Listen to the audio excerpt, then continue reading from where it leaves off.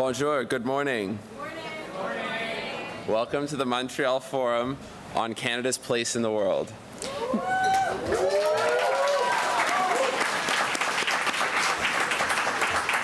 Bienvenue au Forum Jeunesse de Montréal sur la place du Canada dans le monde.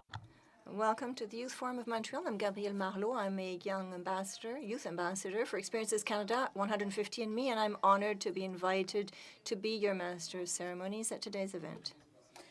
I'm also a youth ambassador with Experiences Canada150&Me, and I'm honored to be invited to be your MC at today's event.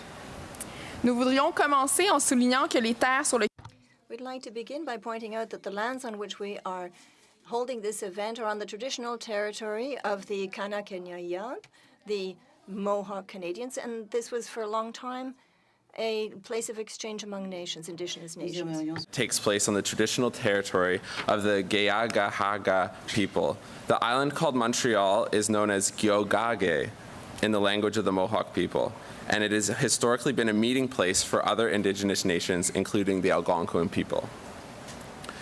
The Aguesas Nation spans a vast territory that crosses the borders of Quebec, Ontario, and the United States.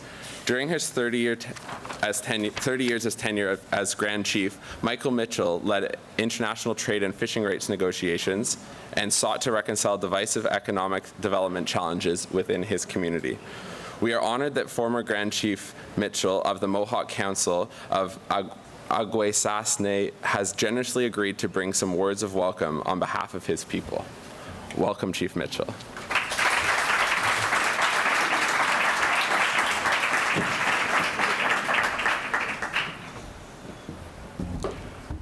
Cego. Eu essa não há uma nisalade, wadi do adatsk. Nega de Yohando, kari wadekwa, atskadação. Toka no marado. Ye chinumalo, ye chinistaha de humjade. Chigane garuni. Chiagwilod. Ano nega yo. Neto na down hike. Nega elini gawalage. Degene de garahquare.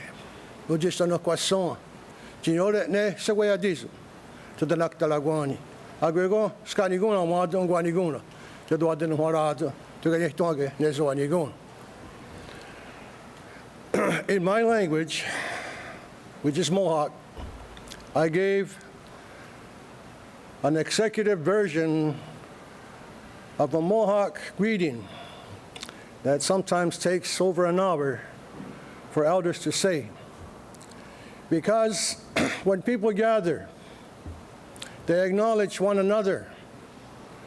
And with that acknowledgement, they always have words before anything else happens.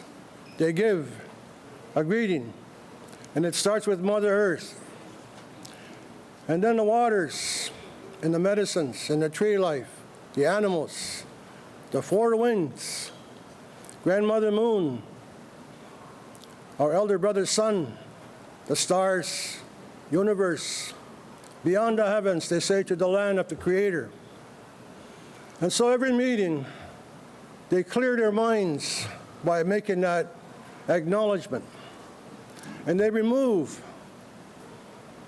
anything that may impede a positive way of acknowledging one another. And when they get done, they said, now our minds are clear. Our heart is good. There's no more hatred. And so now we can talk. So every living thing on earth is acknowledged because it has a contribution to our life cycle. And that's how we open our meetings, in our ceremonies, in our daily lives. And so when European people came, Hashalega is what this place is called. In the very early stages, Canada's development. It's not 150 years ago. I'm going way back to the beginning, when our peoples met. And at the beginning, they welcomed their visitors. So many centuries later, we welcome you again. And our message is one of peace. You are celebrating 150 years, and it has some meaning. We are celebrating thousands of years, and it has great meaning for us. Today, you are leading yourselves into an adult life. You are very concerned what happens to Mother Earth, because it's your generation that is going to be making very important decisions that will affect all of us. Some of you may be members of Parliament. Some of you may be lawyers in a few years' time.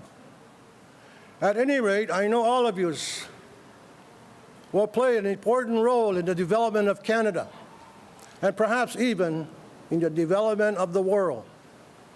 I wish you great success.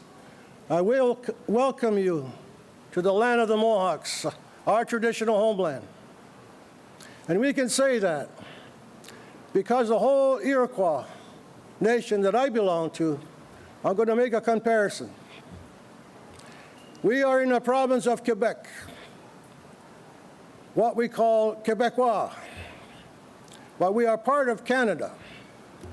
I'm a Mohawk, and I am part of the Iroquois nation. The other nations that belong to it are the Oneida, Onondaga, Cayuga, Seneca, Tuscarora. We're known as the Six Nations, or the Haudenosaunee. I hope you'll be learning that in school, if not history, current events, because we are still very much part of Canada.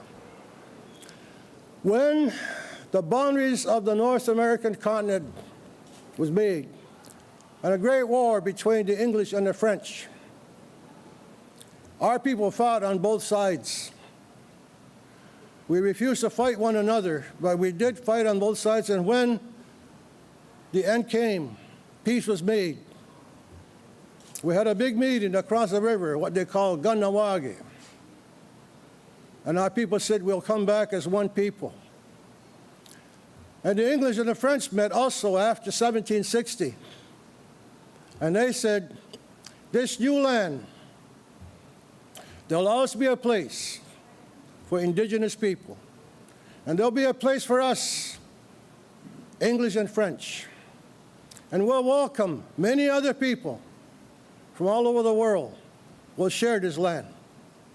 But they had always acknowledged that the land started with the indigenous people. And so from time to time, we are asked, come and give greetings. We do so because at the earliest times, at the beginning, we were asked to welcome visitors to this land. And so this morning, I gave you the first the official greeting in a traditional Mohawk acknowledgement of Thanksgiving. Today, we have many things to be thankful for. You remember the day you left your family. You start off, you say, I'm thankful for I am alive today. I walk this land. I am thankful for the health of my family, my brothers, sisters, father, and mother. I am thankful for where I live is a village that we all seemingly are in good mind. I am thankful for the region that I live in, which is called Quebec. Now I'm thankful for the country that I live in, that we may all live in peace and prosper. And so those are the translations of my message in Mohawk. I hope you have a great day of meeting. Tony Gawanage, Yawa, thank you, merci beaucoup.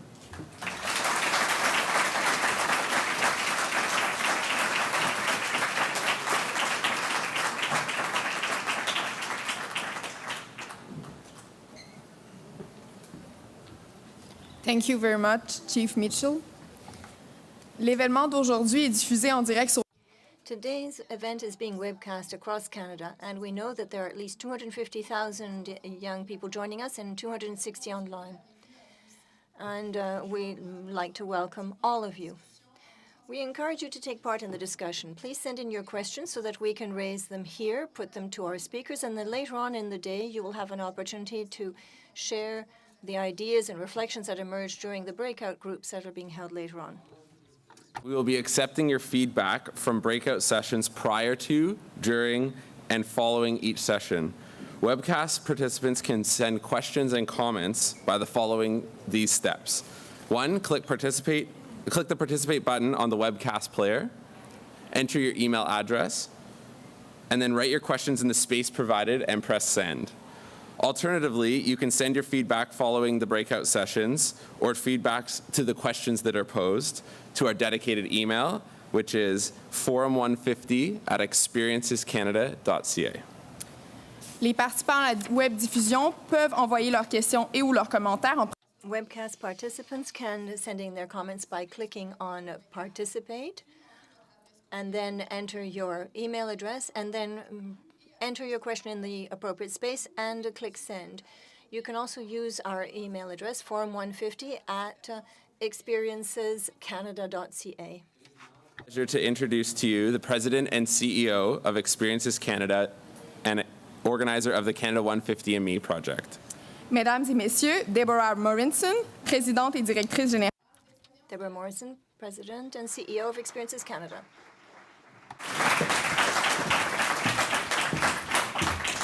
Thank you and welcome. Nous sommes ravis de vous accueillir. We're delighted to welcome you here today. The Canada150&Me project began with a very simple idea more than 5 years ago. We knew that the 150th anniversary of Canada was not far off. And much like the celebrations of the centennial in 1967 belonged to a specific generation, we wanted to find a way of putting today's young Canadians center stage as part of the sesquicentennial celebrations. 1967, thanks to the emergence of new technologies and digital communications, your generation is so much more connected to the rest of the world and much more aware of the issues and challenges affecting our planet. You want to change the world just as much as every generation has previous to yours, but you're the first ones who actually have the tools and the capacity to do it in a way that no other ever has. Et pourtant, même si vous explorez And yet, even though you explore this vast digital universe, and even though you take part in communities of every form imaginable, it is nevertheless true that most young Canadians, when they turn 18, will probably have already visited a foreign country, but will probably never have visited another Canadian province. for young Canadians to connect with one another seem to us to be growing fewer and fewer while the rest of the world opens up to you. We are excited about the possibilities of more Canadians growing up to be global citizens, that we need them to be, and we thought that Canada's 150th was an opportunity to encourage young Canadians to think first about Canada's own challenges and opportunities in that global context. Having the knowledge about the issues that we face right here at home and learning more about the local and national organizations that are working to address them is an important step towards stronger, more effective global citizenship. So we asked you to tell us what the greatest challenges and opportunities were facing Canada for your generation. Over 12,000 of you so far have responded, with more and more youth adding their voices with each and every regional forum we present. From among those submissions, we selected 150 youth to travel to one of 4 places to get to know each other and to learn more about the interests that they are most passionate about. 37 of them, some of whose work you saw displayed on the screens earlier here this morning, will be spending a whole week here in Montreal learning more about the many ways Canadian companies and individuals engage with the world through industry and trade, arts and culture, as well as international development and global security. Today, we're asking you to think about Canada's place in the world. What sets us apart from the rest of the world? And what is Canada's role and responsibility to the planet? Some of the ways are obvious. For example, just a couple of days ago, we commemorated the victory at Vimy Ridge. 100 years ago today, thousands of families began receiving telegrams informing them of their son's death underscoring the extent of personal sacrifice that goes behind that national and international service. Other times, Canadian involvement in the world is more subtle, but just as impactful, whether it's UN diplomat John Humphrey, who authored the UN Declaration of Human Rights, le médecin Dr. Lucille Teasdale, qui a donné sa propre vie dans la Dr. Teasdale, who sacrificed her own life in the fight against AIDS in Africa. medium-sized businesses whose products and innovations every day are transforming industries worldwide. Today, we are pleased to welcome the Aga Khan Foundation, who has brought their trailer exhibit on Canada's role in global development that features the work of over 20 different Canadian organizations tackling global poverty. If you haven't already taken a tour, we encourage you to do so during the lunch break. We've also got a fantastic lineup of presenters, some of them emerging youth activists and leaders who will inspire you and show you that one person can indeed make a difference. And in just a few moments, we have two very different perspectives from two outstanding Canadians that are involved in Canada and the world, the legendary entertainer Gregory Charles and social activist Danielle Germain. Un partie important de notre projet consiste à créer des liens. An important part of our project consists of establishing links between young Canadians as well as exemplary leaders and activists working in these fields. We also want to recognize the contributions of Canadians who are truly striving for a better homeland. We're proud to be associated with the Order of Canada to mark its 50th anniversary this year and to showcase members of the Order at each and every one of our events. The star of our show today is you. We've put all this time and effort into creating these youth forums so that we can hear your ideas, your concerns, and share your voices with the rest of Canada. After today's event, we will be choosing 38 of you from amongst the on-site and online audience to become part of a delegation of 150 youth that will travel to Ottawa from June 24th to July 2nd to participate in the National Youth Forum and Canada Day celebrations. At the end of the project, you will all lead us in creating a milestone report on the issues and opportunities for Canada that today's youth care most about. So please do something that your teachers and your youth leaders often don't tell you to do at events like this. Speak out, speak often, and speak loudly. Have a great day.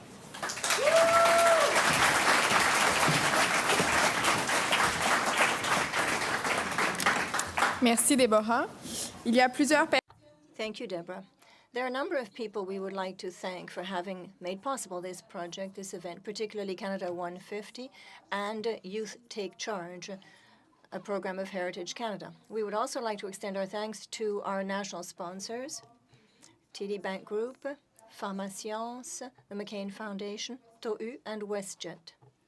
Canada150&Me's regional program partners include Great West Life and the Goodman Family Foundation, Parks Canada, and the Aga Khan Foundation. And finally, we would like to acknowledge our travel partners, Air Canada and Via Rail. Supporting youth and promoting education and community engagement are cornerstones of our presenting national partners' community giving strategies. We are proud to partner with them in Canada150&Me project. It is our pleasure to invite Samia Medelsi, Branch Manager, TD Bank Group, to say a few words.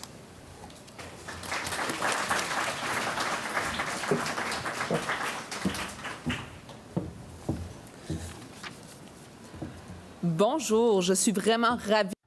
Good morning. I'm really delighted to be with you today for this very enriching day of exchanges, where you will be meeting people who share your vision of things. This will also give you an opportunity to enhance your skills and deepen your knowledge so that you can continue being agents of change, the kind of people we so much need. Truly committed to making an impact in the communities where we work, live, and play. And that includes supporting forums like this one, giving each and every one of you the chance to share with us through your creativity the greatest challenge or opportunity you see facing Canada for your generation. Le 150e du Canada, ainsi que le 360. Canada's sesquicentennial and the 325th anniversary of Montreal are an ideal opportunity to hold a dialogue such as this one. We can celebrate our achievements, reflect on our priorities, and determine what we want to accomplish from now on. We need you to guide us.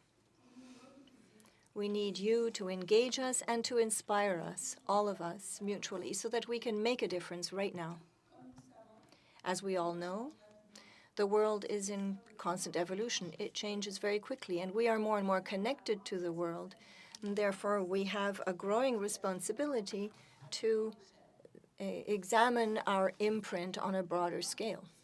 To face some of the major challenges we face, whether we're talking about environmental issues, human rights, or our global interactions, the starting point is to make the population more aware of issues, and we have to engage and mobilize our communities.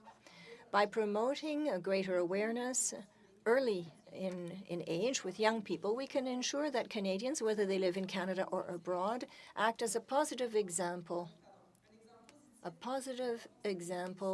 of social responsibility and the creation of sustainable communities. Face at home and abroad also require new thinking, new perspectives, which is why you have such an important role to play.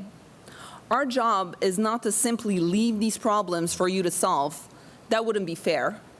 So we need to support you and provide opportunities through forums such as this one to help develop your networks, your leadership, and critical thinking skills, so you can feel more confident, to be bold in your thinking, and empowered to know that small ideas and actions, well, they can lead to significant change. Si j'avais à vous demander une chose, ce serait If there's one thing I would ask you to do, it is to keep the links you're going to be forging today alive over the long term. Stay in touch with one another and encourage each other to continue your efforts and to bring about change.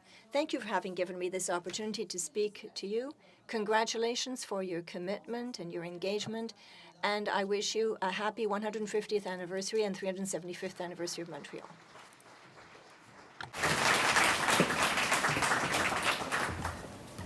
Merci encore, Madame Médé. Thank you very much. Ms. Milioti, thank you very much for your support. Gregory Shaws is probably very familiar to many of you in our Montreal audience. For several years here in Quebec, Gregory Shaws was a host of a very popular francophone science show for young people called Les Débrouillards. But to the rest of the world, Gregory is a multifaceted musician and artist. Depuis l'âge de 7 ans, Grégory Since the age of 7, he has won a broad range of music competitions in Canada and began studying music at Wilfrid Pelletier Music School. He then contributed to most of Canada's symphony orchestras and represented his country in Paris at an international piano competition. He has since accompanied Céline Dion across the world during her 1998 world tour.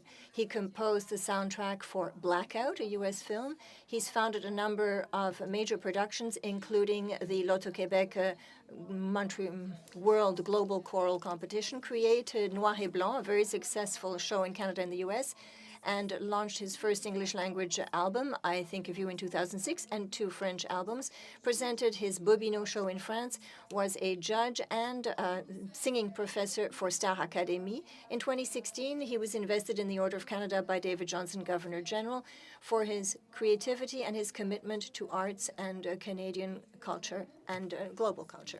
Ladies and gentlemen, Mr. Grégory Shaw. Thank you. Good morning, folks. This is probably going to be most interesting for myself because I want to talk to you about the subject I know the best, which is me. Which makes sense because you're at an event called 150&Me. So I will do it that way. Bonjour tout le monde. J'ai envie. Good morning, everyone. I'd like to say that I feel very comfortable with what you're experiencing today. You know, I was born in 68. I'm 49 years old, but nowadays I keep thinking back to my teenage years, and I'll explain in a couple of minutes why so. I asked my parents what I was supposed to do. I was a very docile kid. And I asked them what I was supposed to do, and they said 2 things. Listen, and then make people listen.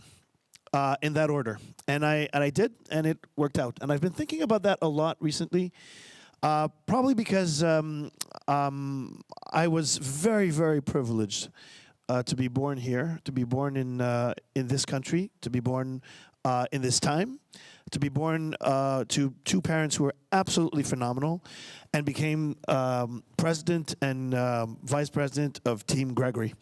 And so recently I've thought of how important it is when you are 14, when you're 15, when you're 16, 17, 18, 19, to create this team that will help you become who you are supposed to become. And I'm pretty sure everyone here this morning is going to tell you that what you're about to do now, but for the next decades, is supremely important. And you may feel as though it's pandering, but it isn't.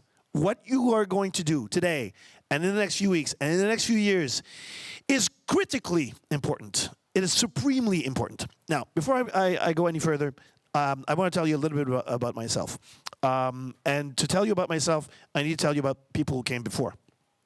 And it'll give a certain meaning to actually listening to my experience. My mom is a very short, white, French-speaking woman from Quebec. She's 4'11". And she was born in 1938 in a very Catholic province, very Catholic family as well. My dad is from Trinidad in the West Indies. He was born in 1940. My mom came from a very large family. My grandfather was the 17th of 17 kids. My grandmother was the 9th of 9 kids. They decided to get married once their own parents had passed away, so they started pretty late. My dad is from a family of 17 kids as well. My grandfather was born on a plantation.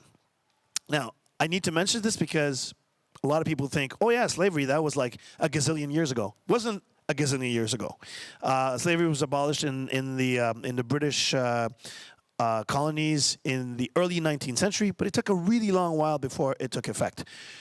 Proof to that point is that slavery was abolished in the U.S. in 1865, but then 100 years later, there were still lynchings in southern states and still no right to vote. So that's a brief history. So my grandfather was born on a plantation. When he was 8, he was told, you can go. On lui a dit, hey, tu es affranchi, tu peux partir maintenant. He had nowhere to go. So the owner of the plantation said, you know what, if you stay and continue working, I'll make sure that you have access to education. So he was the first of his family to have access to education. Got education, became a police officer, eventually became chief of police, and because he knew how much education could make a difference in his life, he was resolute in the idea that his kids, his 17 kids, which proves that my grandfather had a lot of fun in life. My grandmother, maybe a little bit less. He had 17 kids. So he found that my dad was pretty rigorous and disciplined, and he thought, okay, we'll make sure that this one gets to go to university and then maybe can come back and become the foundation for our family. Now, I'm telling you this because we don't really have to think about access to education here. We're born in this incredible country where access to education exists, where the ability to express yourself exists. But that is not true everywhere in the world. In any case, my dad was sent, with everyone's help, he was sent to the U.S. To study. Mon père est parti aux États-Unis, il est arrivé au début des années. So he arrived in the early 60s, and he met a relatively popular gentleman named Martin Luther King. When he got to the U.S., and he started walking with Martin Luther King. Started marching with Martin Luther King for a few years, and was sent to Montreal for a convention, an event like this morning. He was sent to Montreal to read a speech, to read some words written by Martin Luther King. He was supposed to be here for one night. He said those words and read the speech, and then said, I'd like to have a good time. It seems like Montreal is a place to party. And so they said, yeah, we have a place called the Copacabana. It's on St. Catherine, the corner of Peel. It's a lot of fun. So my dad, a 6'1", English-speaking, black man, went to that place. My mom was there. So mon père s'est enfargé dans ma mère. Actually, when I was young, I never asked myself about the fact that my dad was black and my mom was white. But I did wonder, 6'1", 4'11", I wondered how, they managed to do this. In any case, they did. My dad was here for one day, and instead he stayed 6 months. And he kept asking my mom, hey, if I asked you to marry me, what would you say? And my mom would say, well, you ask me and then you'll find out. And so eventually he did, and she said yes. And that yes changed his life completely. He was supposed to go back, never went back. And he came to live here. And he was welcomed here. Il était accueilli par mes grands-parents de façon absolument. He was wonderfully welcomed with open arms.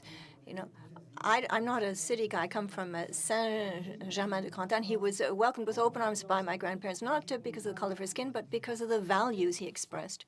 That is something we take for granted because it exists mostly in this country, but it doesn't exist everywhere in the world. So my parents got married. My dad wanted 12 kids. My mom wanted 1.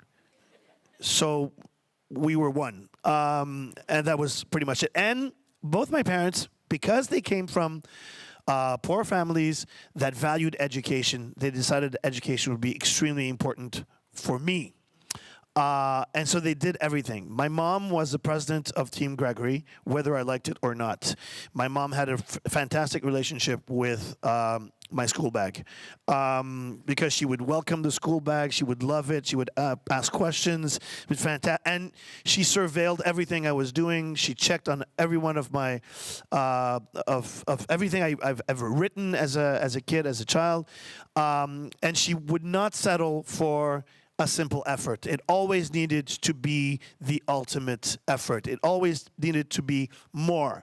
When I was 9 years old, on my birthday, my mom said, do you want to practice your piano? And I said, it's my birthday, maybe later. And she said, you sure? Because you have a concert next week. And they said, okay. And then my friends came to the house, and we had a party, and that was great. And then at lunchtime, my mom came to see me, and she said, okay, so now you're going to practice? I said, well, no, my friends are there. She said, okay, here are your 2 choices. Either we tell your friends to go home, and you can practice, or we tell your friends to go downstairs and play with your gifts, and you practice. My mom was not cool. She was not cool at all, but she was resolute in the idea that I would go as far as I actually wanted to go. And I wasn't that disciplined as a kid, but that was the time where I needed to listen. And that's why I started by telling you, il faut écouter et ensuite s'assurer que le monde. You have to listen and then make sure that the entire world listens to you. Once you found your mission, once you found where you want to go. My mom. And I may be telling you a lot about my mom this morning because she passed away just a few weeks ago. She had Alzheimer's. She declined for about 15 years. But before that in her life, she was such a resolute captain for my team.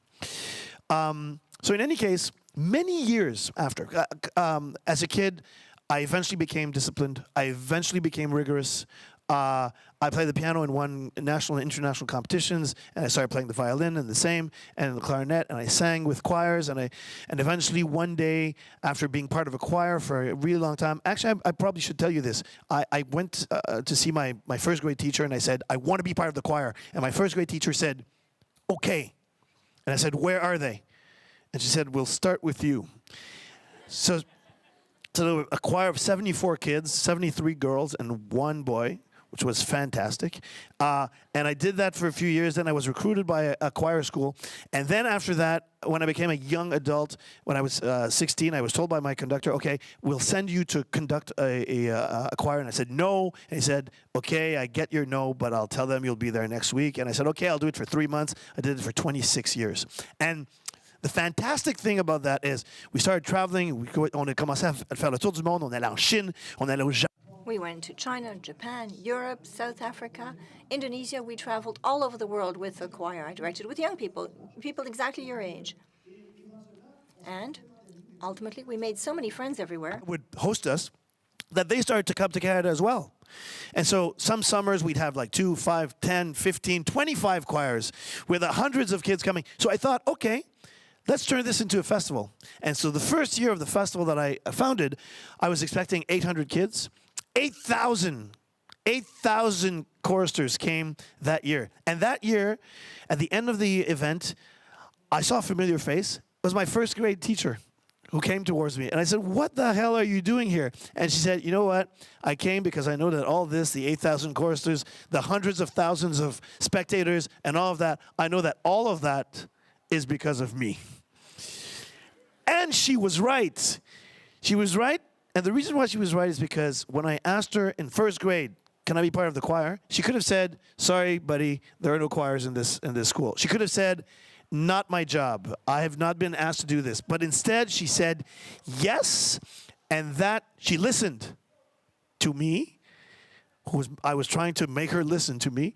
She listened to me, and then she said yes, which proves that yes is certainly the most powerful word in any vocabulary, in any language. By the way, I tried my entire high school years to convince girls at my school that yes was a fantastic word. And it didn't work out that well. But for the rest of my life, it has worked out. So in any case, I became an adult. I studied law. I became a lawyer. Went on playing music and traveling and playing around the world. Eventually started a company, production company, television. Eventually started doing some live shows. I had the opportunity to travel the world with one of the biggest stars from the 1990s, who I had been friends with. Every experience that I lived, that I had a chance to be part of, convinced me that more could be done, that I could dream bigger, that I could try something more, which is what the human adventure is supposed to be, and has been for me for a very, very, very long time.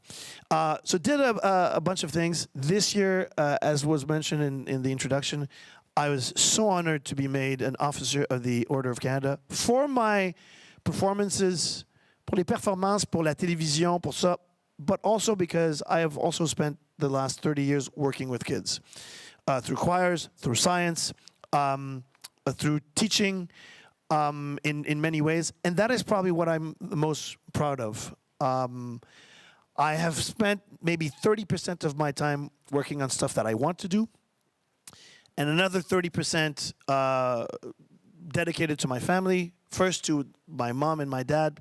I've been married now for about 10 years. I have a 5-year-old, which is also why I think of your age a lot recently. I have a 5-year-old. She is way too much like me. When I was a kid, I would sleep 3 hours a night. My parents, it drove them crazy. My daughter is genetically mine, because she also sleeps only 3 hours, and she's always ready for a challenge or for something. I gave her a violin when she was 2. She's really a fine musician already at 5, and she plays the piano, and she plays the clarinet, and she's interested in a gazillion things. And she is listening, and she does know how to make other people listen.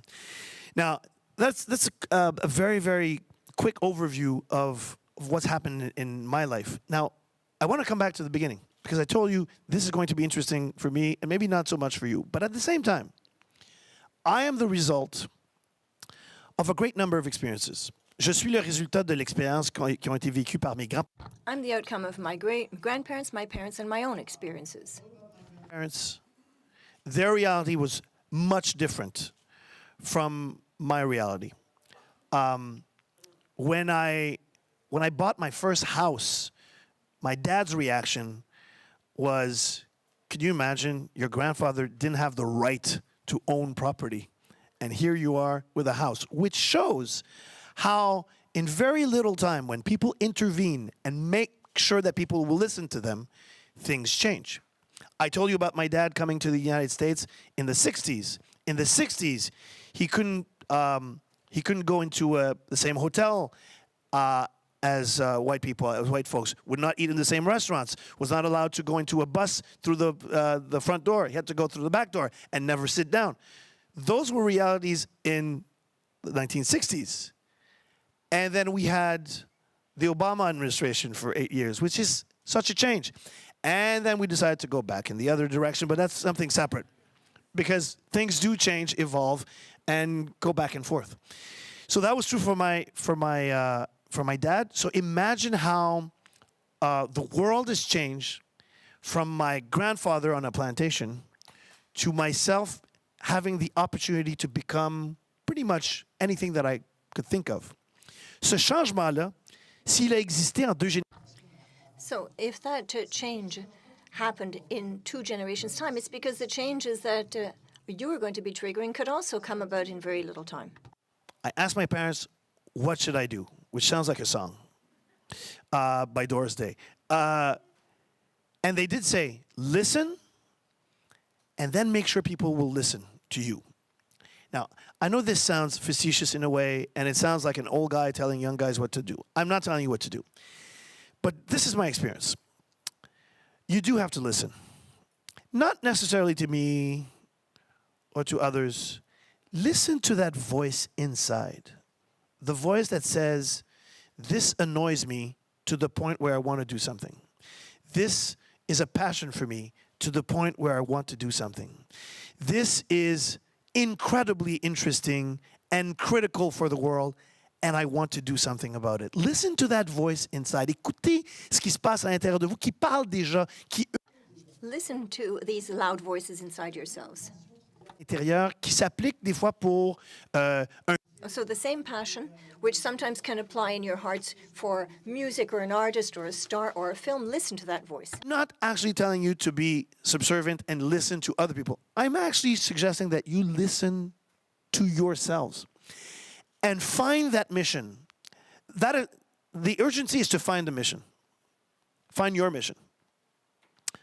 Because if you fail in your mission, whatever that might be, you might be dentists or architects or politicians or lawyers, as Chief Mitchell said at the very beginning. It may happen. The urgency is not when you find it. The urgency is to find it, to find that mission. And then the obligation, because freedom comes with an obligation, the obligation is to do something about it. I'm pretty sure if you're here, it's because you feel that, you have that fire already. But sometimes that fire meets with, events that are difficult to overcome. Sometimes grief, sometimes a no instead of getting a yes. Sometimes a no from people just discourages us. So I am telling you this morning, because it's worked out for me.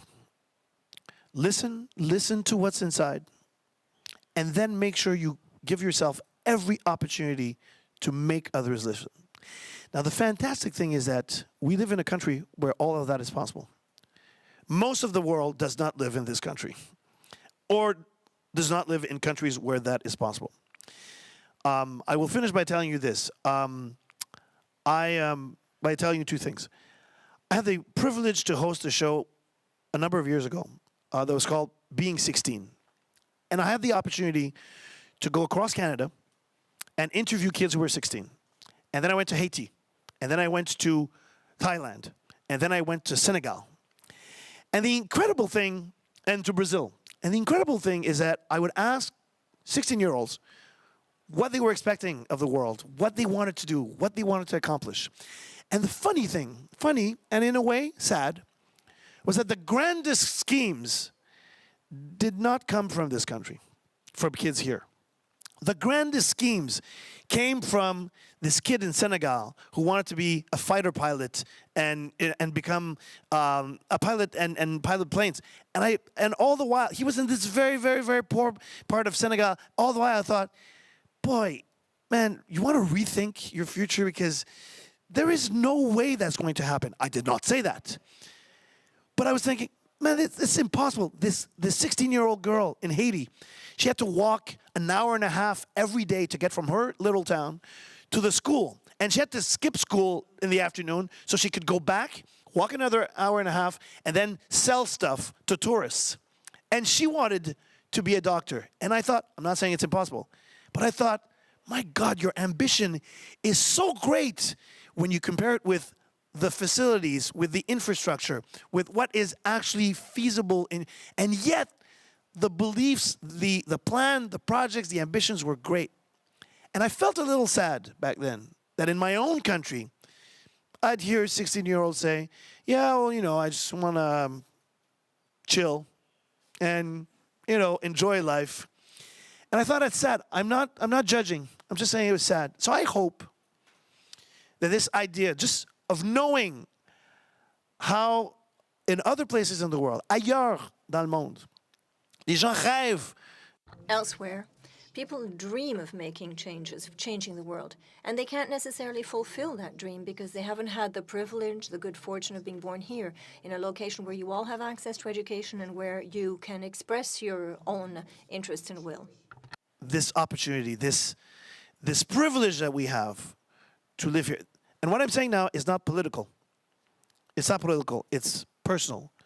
We live in a privileged place, in a privileged country, and that makes our responsibility even greater. So you find your mission, and you make your mission come true. You accomplish your mission, because by you accomplishing yours, you're helping me accomplish mine, you're helping my 5-year-old accomplish hers, and we can make the world listen if we try. Merci beaucoup. Thank you very much.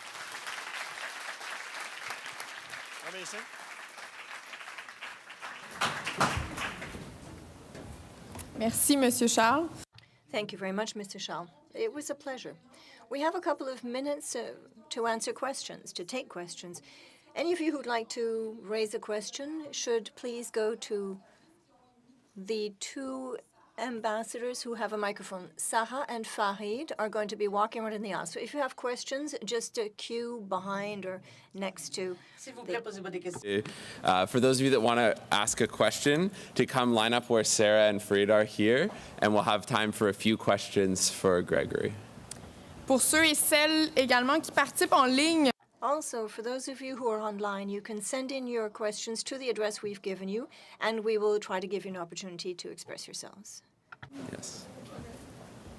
If you're watching online, feel free to participate in the two ways that we mentioned before, clicking on the participate button or sending us an email at forum150@experiencescanada.ca.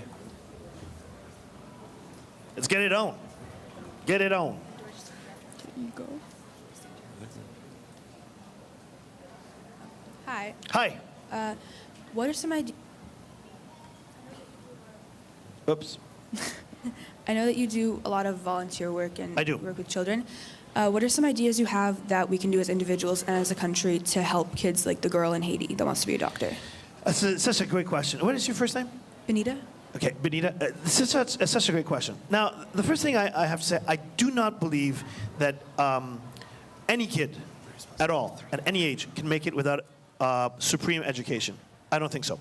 And I don't think that the education system in any province can make it on its own. It's impossible. What was Clinton used to say, it takes a village? A lot of people have said that. It takes a village. So if we want education to work, if we want kids to learn, if we want people to become the inner Mozart that they're supposed to become, then your parents need to be part of it. The person at the drugstore needs to be a part of it. Everyone in the community needs to be part of it. So I do believe that one first move is to get people who are not inside the education system, not official teachers, to teach. What is that African proverb? If you can walk, you should run, and if you know, you should teach. Well, I think it applies. I think the number one thing is, no matter what you choose to become, architect, a dentist, a secretary, whatever, teaching should be part of the project. And so in order for that to happen, schools, communities need to make that possible for people to share their experience and share their knowledge as well. Thank you. Thank you, Benita. Okay, before we ask the next question, we'll get maybe 2 or 3 questions at once from the line. Okay, that's good. Yeah. What would you say is one of the most important virtues that people of this generation need to have in order to succeed? Okay, that's good. Oh, then I go? Yep. So what are your strategies for getting over kind of tough times and people who are not cooperating? And Okay, I'll start with that one, and then I'll come back to yours. First of all, you should welcome tough times, because you don't know what you're up against until you fail. Failure is fantastic. I stand here today. I can tell you I have a doctorate in law. I've won a gazillion competitions. I've sold 2 million tickets. I've sold 1 million albums. I can tell you that now. What we don't say in an introduction is how many times I've failed. I've failed and failed and failed and failed. I'm an entrepreneur. I've made money. I've lost money. I've failed so many times. Failure is fantastic. So going through a tough time is extraordinary. And then you know what you're made of. Because you find out, okay, am I going to dream smaller or am I going to dream bigger? And if everyone at any moment were always open to say, you know what, we'll give you a hand, then everything would be easy. But nothing worthwhile, really, and this is just, it's not just a sentence, nothing worthwhile is ever easy. So, the important thing, I think the Dalai Lama says that, it doesn't matter if you lose, but don't lose the lesson. So, I think it applies. When you fail, when you try something out and it doesn't work, you get back up and you listen to what didn't work, and then you regroup and plan again. Failure is actually fantastic. And anyone who's ever succeeded, in the words of the very, very wise Wayne Gretzky, and you probably heard this before, he failed on every shot attempt that he did not take. But he did score, on those that he did take. So you have to try and fail, and that's great. Which ties into the virtues that we were talking about. I say there are a few virtues that are important. I got your question right? Yeah, virtues that are important for your generation. I'd say the first one is curiosity. And it's funny because I know you guys think of yourselves as being very curious. And sometimes I'm not so sure. And the reason I'm not so sure is because the world has changed so much since I was your age. When I was your age and we'd go into search pattern and search for something, we would search and search and search and search and search and search and make our search a little bit tighter and a little bit more precise and a little bit more precise. And you guys have something technologically called Google, or Bing for those of you who work on Microsoft. And it's fantastic because you put in a keyword and then it comes out with a gazillion articles, but no one consults those gazillion articles. Usually look at the first and the second and the third, and then curiosity dies. And it cannot, because the truth is in a multiplicity of perspectives and of stories and of articles. I say curiosity is supremely important. And then the second thing is, and this is more difficult for you guys than it was for us, teamwork. Teamwork is undeniably the most important thing. And so I come from a time where families were larger, although I'm an only child. 5, 6 kids, all living in the same room, all having to share the same car and the same television set. And today, things are different. I'm not saying they're bad. I think they're different. We need teamwork more than ever. And I don't think you guys are used to teamwork because there's so many things that are individual. You don't listen to the same music. You don't watch the same movies. Teamwork is supremely important. Can you guys do it? I'm sure you can. But I think it's supremely important. So we're going to take 2 more questions. What do you think is the biggest challenge for Canadian youth today? Number. I think that's the biggest challenge. I told you before, I was told, and I think it was accurate, I was told as a teenager, listen and then make people listen. I think the biggest challenge for you guys is there aren't that many of you. We, the elderly, the old people, there's just there's just so many of us. And so while we're preoccupied by our health and by how people will treat us when we stop working, and while we're preoccupied, you guys have to shout really loud to tell us, hey, bunch of morons, the planet is disappearing, it's dissipating, and there's no water. You have to shout those things because there's just so many of us. And obviously you're right, and I'm not trying to be facetious. Your generation is right because you've got it right in front of your eyes. You can see it. You can tell that is the challenge of your generation. And in a way, we can too, but it's not so comfortable for us. So I'd say the biggest challenge is not your intelligence, because it's there. It's not communication skills, because they're there. It's not being open to the world, because it's there. It's not access to free speech or access to education, because it's there. It's the sheer size of the people you need to convince. But can you convince people? Of course. I'll give you a few examples. Nelson Mandela, Gandhi. The entire world was against them, and they still got people to listen. And plus, they got them to listen through non-violent action. I spoke of Martin Luther King before. We got some pretty good examples. So if any of you guys want to become Martin Luther King and Gandhi and any a number of those, it can work. One more? One more? Yeah, one more. What do you think is the biggest opportunity that my generation needs to take in the future? Biggest opportunity.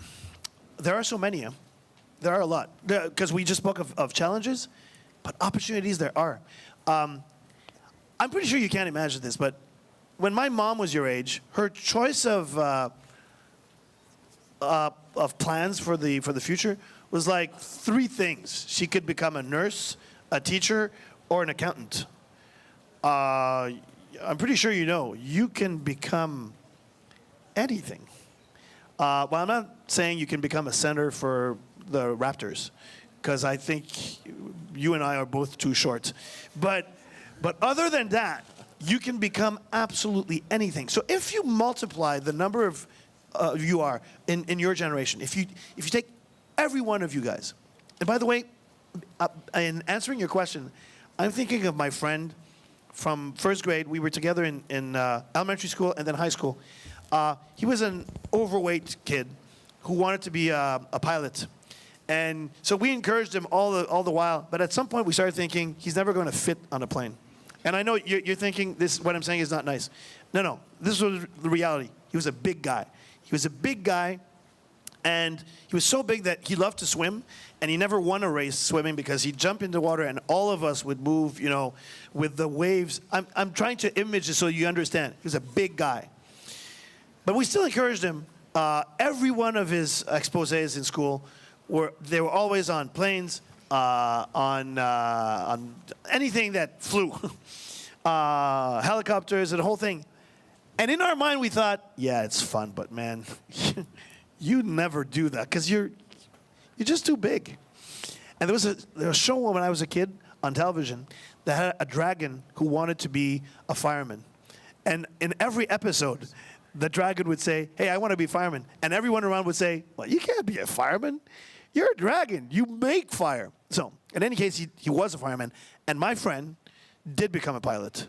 And he moved eventually to the prairies and was in charge of one of the programs for the Air Force here in Canada. So, it was true when I was a kid. It was true for him.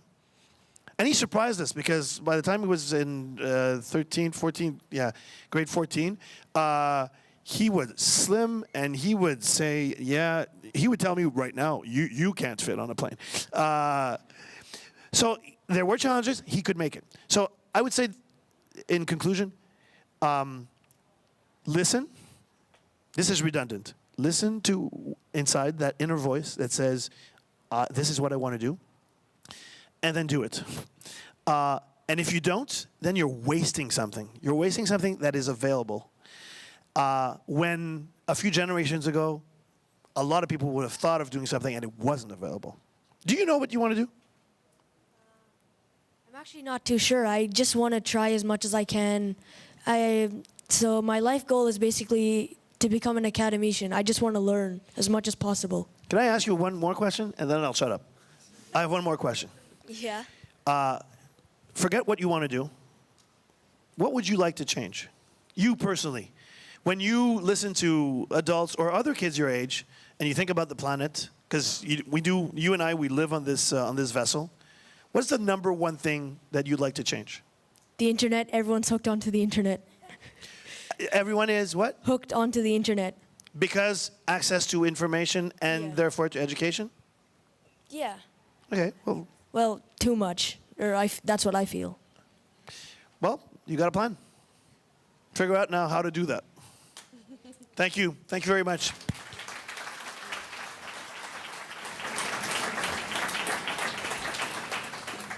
Donc, malheureusement, c'était tout le temps dont Unfortunately, we've run out of time for the question period, but we thank you very much for your participation, Mr. Schall. I'd like to invite Maria Nevois to come to the stage and thank you on behalf of the forum.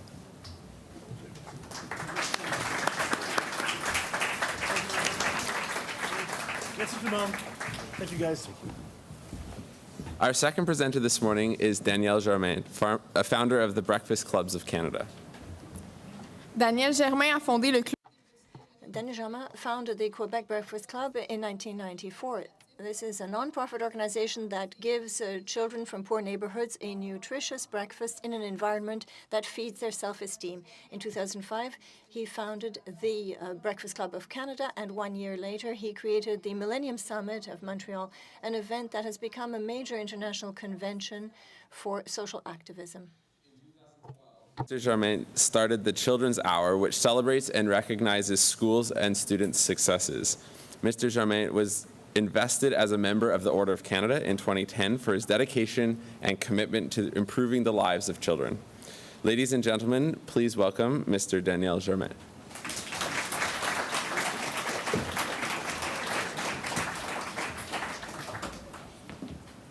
One, two, un, deux, un, deux.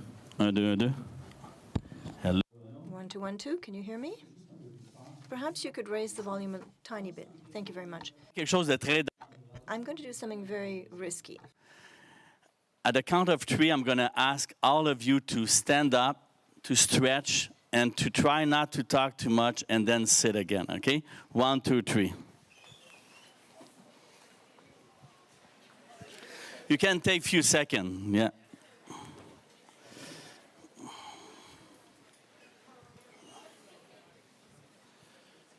Wow.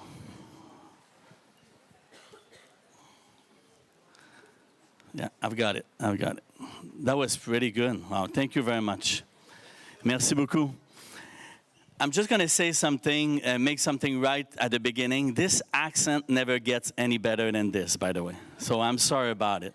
How many of you speak only French here? Just lift up your hand, please. Wow. So I do have to talk with this accent, so I'll try, okay? So forgive me if sometime I'm not saying the exact word, but I'll do my best. It's a privilege to be here. It's truly a privilege. I've never spoke for money in the 22 or 23 years I've been a social entrepreneur. I always refuse to speak and be paid for it because I want to choose who I'm going to speak to, and because I'm driven to bring a message to the right crowds. I believe you are the generation I've been waiting for. I truly mean this, and I'll try to prove you why. My slides are all in French. I could have translated them, but I didn't know the crowd. So my first slide is to turn the world towards peace. About 7 years ago, I received the Medal of Peace. They announced that to me in June 2010. And they say in November, you'll receive the Medal of Peace. And I was trying to make sense of this. You know, why do I deserve a Medal of Peace? I was 46. At that time, I'm 53 years old. Well, you know how to count, so you already knew that. So I was 46, and I was thinking, wow, who would have thought that I would receive the Medal of Peace? And I was really, really moved and touched by it. Why? When I got to the time to receive this award in November 2010, I said to the crowd, it was 500 people, and I said, you know, I'm honored to receive this medal, but I have to tell you something. For the first 23 years of my life, I was not in peace. I was raised in foster home. I was raised in a very tough, I'll be careful because we are streaming, but I was raised in a very tough environment. And at 22, I was in jail in New York. So I said to the crowd, you can still change your mind if you don't want to give me that Medal of Peace after I just told you that. Obviously, things changed for me. When I got out of jail at 23 years old, I wanted to change my life. I wanted to have a new start. I wanted to have a new start. So the first thing I did when I decided to change is I lined my way into an NGO to travel to Mexico City. As you can tell, I was not changed yet. I wanted to change, but I was not changed yet. So I arrived in Mexico City with that NGO, and they brought me to a dump site where 50,000 kids were living. And I couldn't freaking believe it, what I saw that day. 50,000 kids living in a dump, sleeping in the dump, and their salary was, as they go to trash, it was a good bag or whatever you want to call it of trash a day. Believe me, Mexico City, one of the biggest cities in the world. When I put my feet in that dump site that day, something happened to me. I not only saw those kids with my eyes, but I felt them. And I made a promise that day that I was going to fight for them for the rest of my life. Little that they knew, I had nothing. Nothing. But the anger that I felt all my youth, that day, it changed from a different anger. It was an anger of justice. It was an anger of making change, bringing change. I, unfortunately, obviously did not graduate from high school. Sometimes when I do conference in high school or college, they say, don't talk about your education. And because they say that, I always do talk about it. Because I want you to know that, I know you're already ahead of me. But I want you to know no matter where you start from, there's a world out there that needs your dream, your vision, needs your idea. You are the generation. Whether you want to take this or not, some of you will. Believe me, some of you will take this challenge. I've learned so many things. I've never done anything else in my life than fight for kids after that first day in the dump. I went to Mexico City 30, 35 times. I went to Haiti 30, 35 times with nothing. I had nothing. Bringing a team of 2 people, 5, 50, 100, 200 people at the time, coming from college, university, doctor, dentist, from Canada, USA, Europe, what have you. They were coming. And everybody said, wow, we love the dream that this guy has. We love the vision, but we cannot stand the visionary. That was me. Because obviously I was rough. I didn't learn how to speak properly. But people believe in me, came, took me by the shoulder and said, let us teach you how to sometimes shut your mouth. How to sometimes to listen. How to sometimes to say, I'm sorry. I've learned so many things early in that time, so many things that as I'm speaking about it, I can see it. So many stats that are not stats for me, that are reality. Tellement de statistiques pour moi qui sont pas juste des statistiques. These are not just statistics and numbers, they're reality in my life. 5,000 kids die every day of non-natural cause.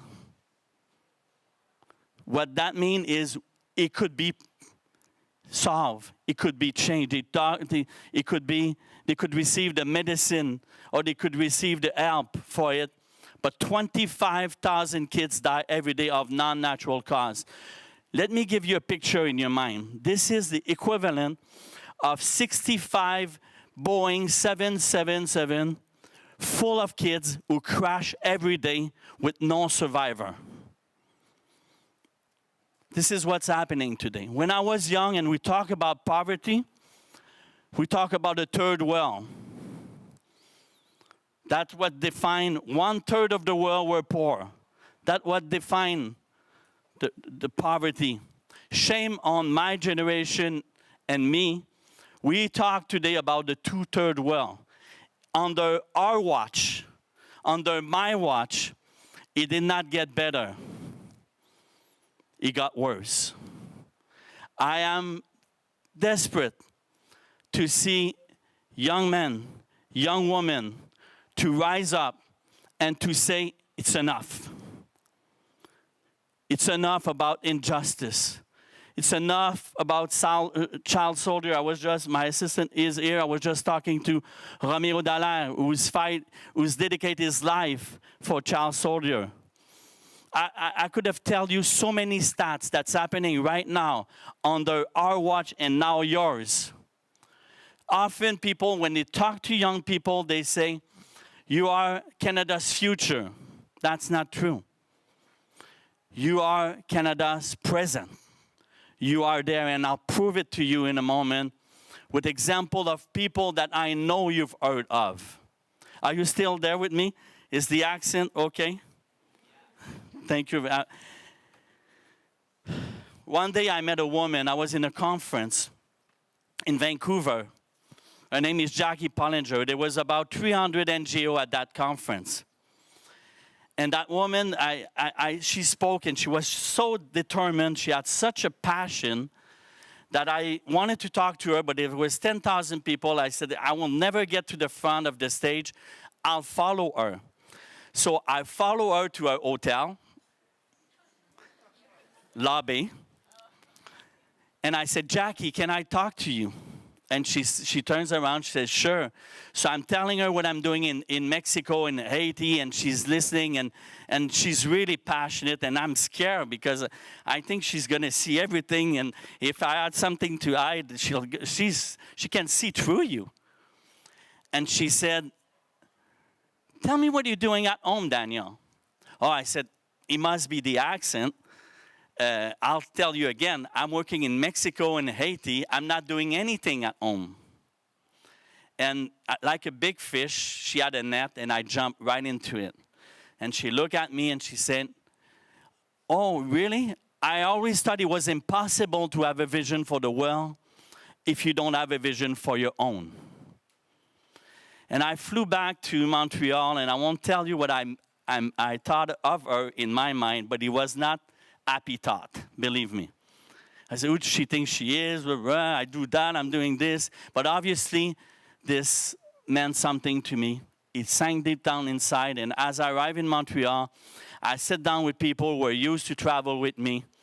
And I said, we need to do something at home. I want 2 ingredients. I want to work with kids, and I want an option of changing something. You know why? Because when you have the option of changing something, it's up to you. Find the last great idea, work hard, and make it happen. We started in 1994 with nothing. Believe me, nothing. I had no salary, nothing. Like 1 week, I could take $100, and then the other week, we had an old car, so I can drive the car, no salary. It started from scratch. We had to put a commercial line for this new organization we're putting together. It costs $80 a month. And I said, who has $80? Maybe I can put $10 a month. Can you? That's how we start. And we decide to feed kids breakfast in one school in South Shore of Montreal. One school. We had nothing. Just the passion, the determination. We were not scared. We were not. We were bold. We wanted to do something. We wanted to change something. Listen to me. This first morning, November 1st, 1994, we fed 100 kids in one school in South Shore of Montreal. 21 years later, we're feeding more than 170,000 kids every day in this country. This would be a good time to clap, by the way.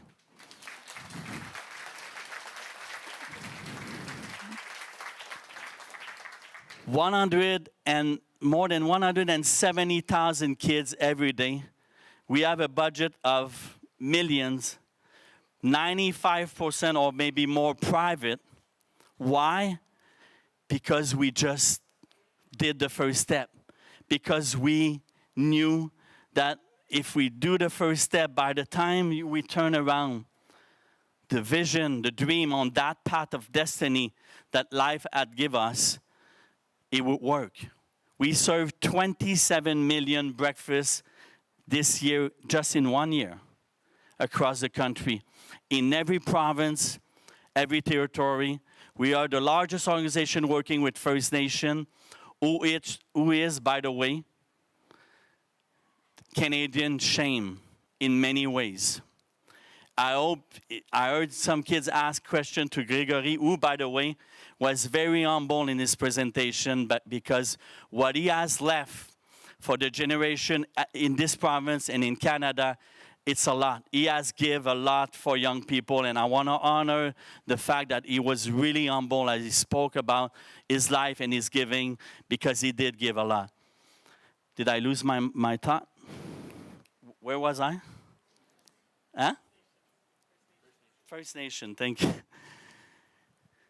We have 170 programs who touch First Nation who are on reserve. There is a motion at the UN who's the First Nation is asking to define the word genocide. Is the genocide what happened in some African country, or it's what happened years ago as the First Nation were put in a very weird and awkward situation? Hopefully now there's new young chief that are leading the First Nation, who have education, who want to turn things around. But when I heard that question of a young man, what should we do? Is there something? There's a lot to do with First Nation, not as telling them what to do, but working hand to hand with the First Nation. And as young people, imagine that. Only imagine the powerful gesture of youth coming together, no matter which race you are, no matter what your history is, just doing something. Are you still there? I know you're tired. I'm almost done, okay? Do you want to give me 10 more minutes? Just raise your hand, okay? I'll feel better. Thank you. I'll take a chance. I'll take that. Doing great. Don't worry. Thank you. Thank you very much. I'll try to, I'm really bad with this, so I'll try to change. Youth are often the voice of change. And I won't surprise you because this is it's in English too. Wow. Did they do something? Thank you very much. Wow. Thank you very much. This is efficient. Youth are often a voice of change. We have in this country, and I know you probably, how many of you know the We Day? We have young voice who have rise up in this country. I met this young man, Craig Kilberger, when he was 12. I saw on TV a young man coming back from India and Pakistan. Let me tell you just that. He was 12 years old. He saw an article about a young man called Iqbal Masih from Pakistan, who was killed. You know why? Because this young man didn't want to be a slave anymore. And he became a voice for that generation who say, no more, no mass, it's enough. And this young man got killed. Craig in Ontario, 12 years old, read the story, got touched, made a presentation at his school. I'm going quickly. Then he went to do a presentation at the union in Ontario, asking for $10,000. And he's really bold when he's asking, if you can find it on YouTube. He said, maybe you're saying that I'm only 12 years old, but 12 years old is no excuse to do nothing. He raised $100,000. So he read the article in September. This is how quick something can change. He read the article in September 1994, I believe. Maybe I'm 1 year, but I believe I'm right. September 1994, he went to the union presentation in November, and in December, he was in India and Pakistan learning about child slavery. The sound, please. Way through the corridors of Congress in his fight to shut down child labor. Craig Kielburger is trying to find his way through the corridors of Congress in his fight to shut down child labor. You have the power in your words, in your actions, and in your policy making. Craig decided to take a 7-week trip to South Asia. Has he ever gone to school? He does not know what a school is at all. With a group of friends, he founded an organization called Free the Children. I'd like to commit to building 100 schools around the world, 100 schools. Very, very powerful vehicle that you're creating here to move children in this direction to take action. 12 years old, within 5 months, he was already in the news all over the world. There's so many stories I could tell you about that, but I won't do it. Not today. I only have maybe 5 minutes left. Do I have 5 minutes? I'm closing, okay? Maybe you know that person too, Malala Yousafzai. She'll as a Canadian citizen in 2 weeks, tomorrow. She'll be received tomorrow in Ottawa as a Canadian citizen. Who can tell me what was Malala's dream? Anybody? What? Louder, please. Okay. Anybody else? You're right, but it's even more simple than that. She wanted to go to school. That's all. Having the conviction doesn't make your journey easier, but it makes your dream possible. Malala Yousafzai was shot. That was the previous one. But she didn't die. She became one of the 100 most influential women in the world and Nobel Prize winner. What does that tell you? It doesn't matter what your dream is. I heard a question earlier, and I'm telling you, doesn't matter if you come from Pakistan, where they don't allow you to go to school. You can say, no, it's enough. I'm going. She became a voice for millions of girls in the world now, and they are going to school. Why? Because at one point, young people are rising up to say it's enough. What I want to close by, it's time to ask, he's really good. This guy is really good. Yeah, he is. There's an expression who say, they didn't know it was impossible, and they did it. Mark Twain said that. And I want to tell you, if you think it's impossible, it's never going to happen. But the generation that is rising up and the youth that are here today and across this country, I hope you don't know it's impossible because you're going to do it. Whatever dream you have. I finish with this. It's time to act to make a difference. It's time to act to be inspiring to others. It's time to speak out. It's time to bring change to your generation, to your school, to your city, to your own country. It's time to do better than we did. It's time to dream big. It's time to have big dreams. It's time. It's your time. Take it. Thank you.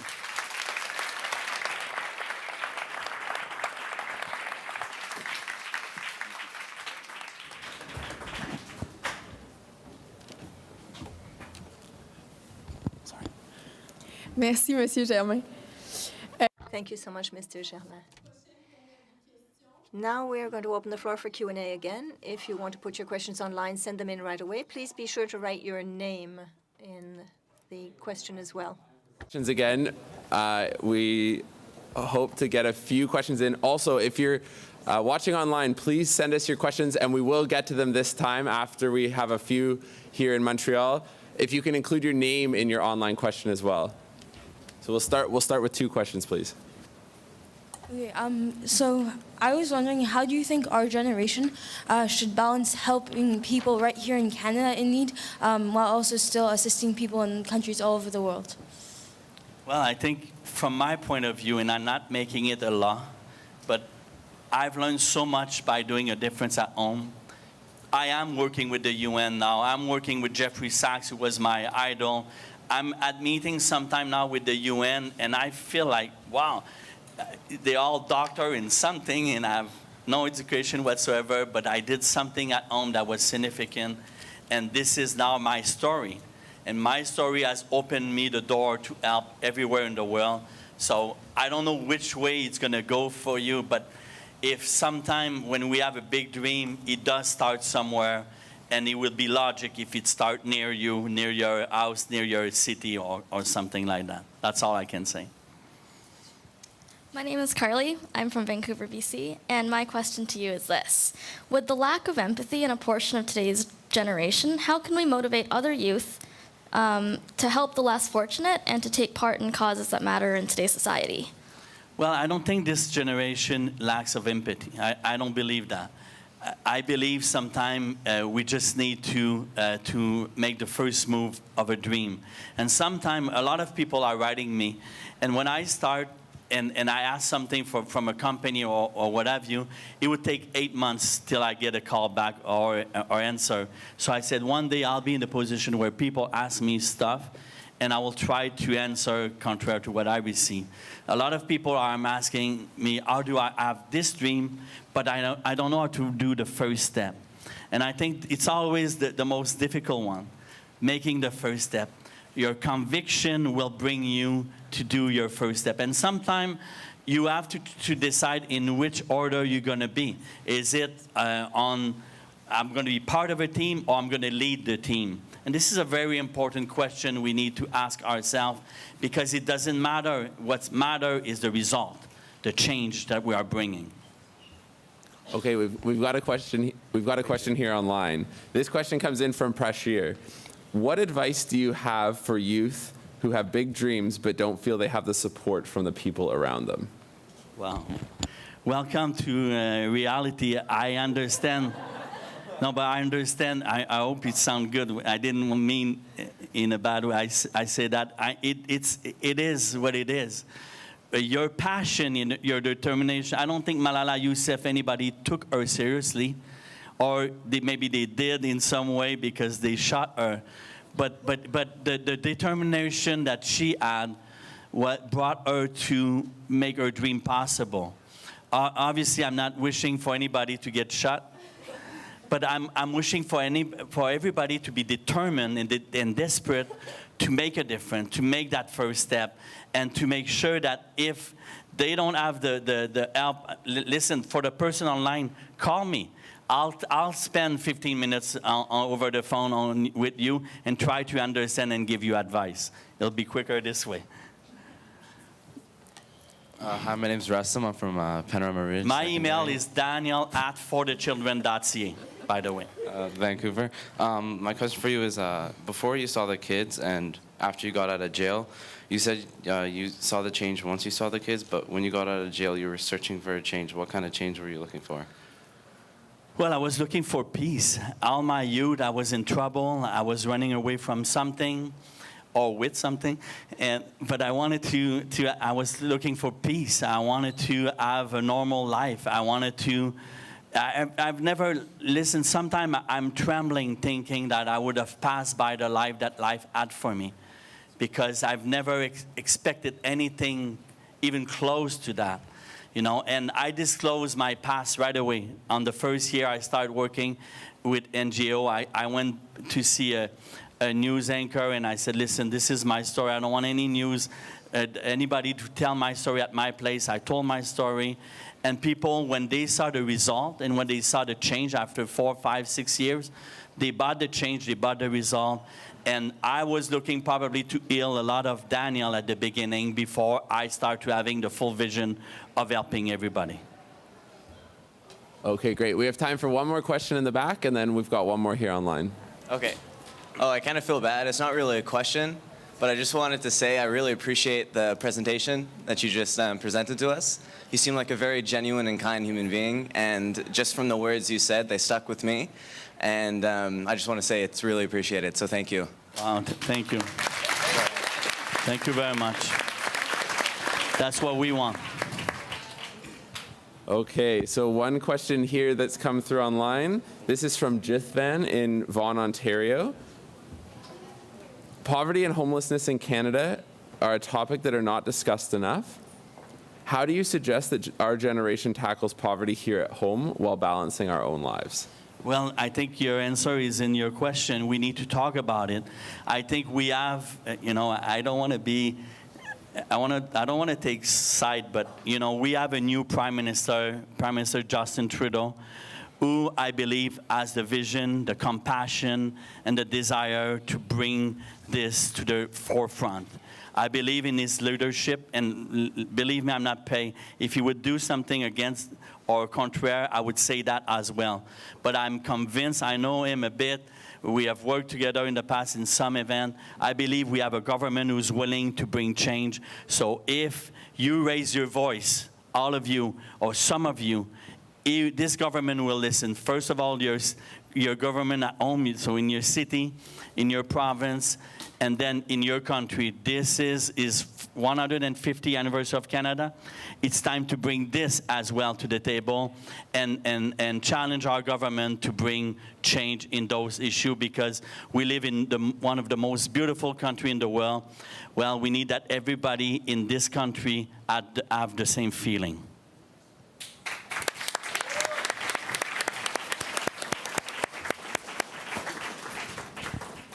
Thank you, Mr. Germain. Thank you to all of you who participated online and to all of you here with your thoughtful questions. We do have to close off our questions now. And we're going to break into our workshops and lunch. So just stay tuned. There's a few changes that we'll get to. But before we do that, if we could ask Henry Klink to come up, and he's got a thank you present for Mr. Germain.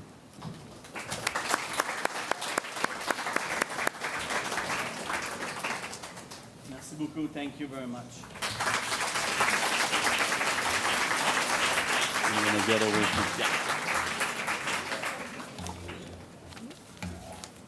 Merci.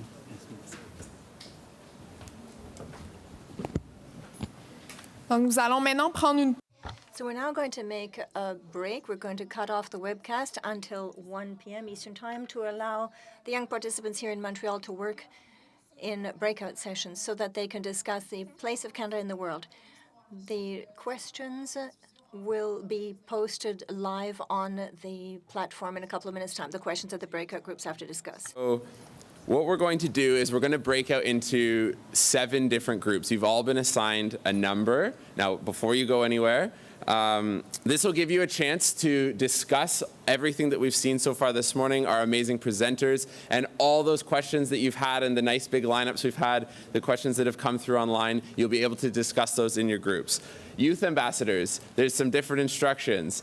We're going to go and you're going to pick up lunch and take it to your workshop group. You're going to eat together and you're going to discuss the questions that the youth ambassadors have with you. So lunch, and then you go to your rooms. We're going to do this in an orderly fashion, but before we do so, if you're following us online, we're going to end our stream shortly, and we'll see you back at 1:15 after lunch.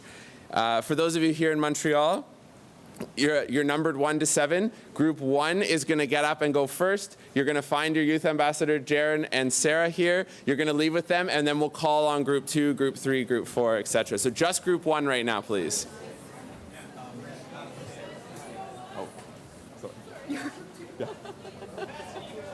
It's all right.